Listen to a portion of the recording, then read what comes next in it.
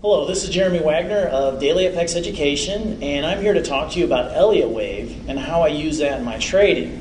Now, Elliott wave is a controversial subject, and it garners a lot of attention.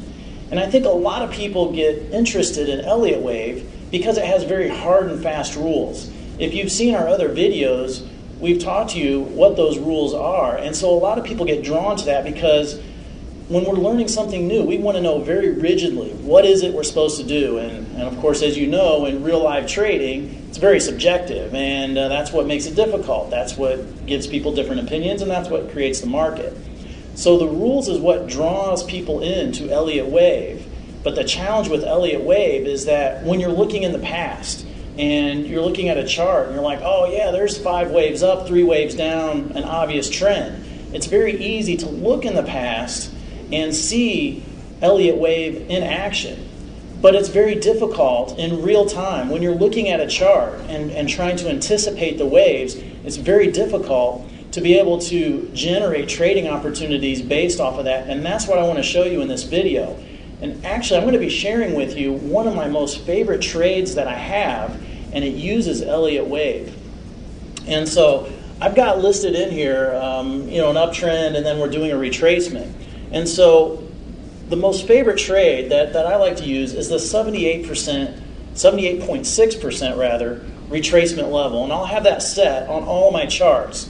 And so I'll go through my charts and I'll look for a nice trend up or down, doesn't matter. And then I look for a deep retracement of that level. And you see, there's a couple of reasons why I like this trade. Now remember, when you're using Elliott wave in real time, you really don't know what the market's going to do. You're just anticipating what's likely to happen. And so if I'm seeing a 1, 2, and anticipating a wave 3, because you remember in the other videos that we have in this course on Elliott wave, we talk about wave 2 usually retraces 50 to 78% of wave 1. So I'm looking for the bottom end of that range.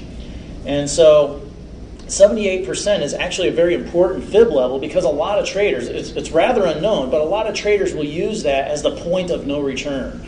And so if the price comes down and if it starts to retrace lower than the 78%, a lot of traders give up and they say the trend is over and they don't do anything else with it. So if it comes down and if it finds support, then you're offered an excellent risk-reward opportunity.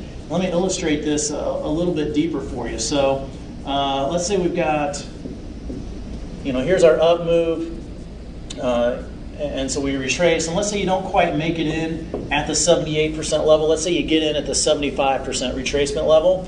Well, look here. Here's your risk on the trade because you're going to want to place a stop just below the low here, and here's my potential reward.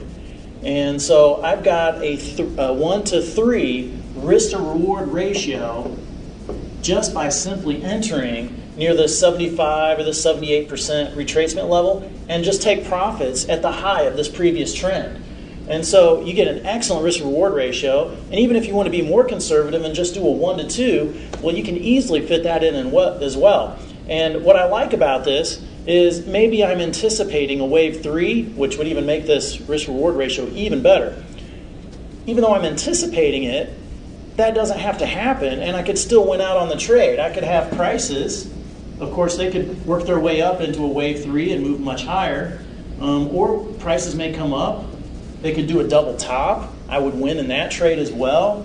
Or maybe prices would come up and maybe do some type of triangle type of thing. Well, I would win on that trade as well. So that 78% retracement level gives me a lot of flexibility. I don't have to be right on my wave count, but I can still be right on the trade.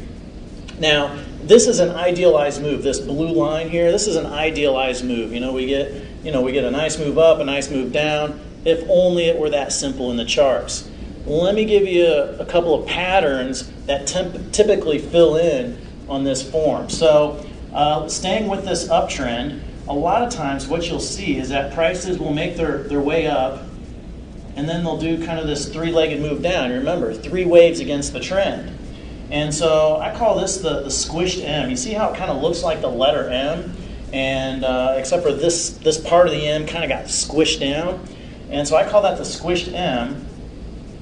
And so you would look for a 78% retracement level as an area to go long and buy into this trade. And again, just using the 1 to 3 risk to reward ratio, you can look to take profits at the top here, or you probably get a 1 to 2 risk to reward ratio if you look to take profits at that high there. So there's the squished M. And then let me show you a bearish scenario. You're going to have a downtrend, and then prices will kind of come up and do something like this. And so right here is your 78% level. Okay, and I call this the grocery cart trade. The reason I call it the grocery cart trade is that, and then if you're from the southern U.S., you might call it the buggy trade. But you can kind of see this kind of looks like a grocery cart.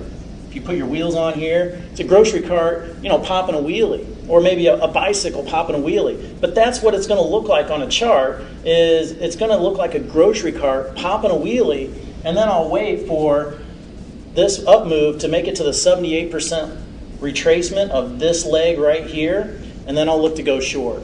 And again, easily get my 1 to 2, 1 to 3, possibly even a better risk to reward ratio, because I'm going to be placing my stop just above the high and then look to take profits down in this area. So that's how I use the Elliott wave in my trading, and I thank you for listening and allowing me to share with you one of my favorite trade ideas. I wish you the best of luck in your trading as well.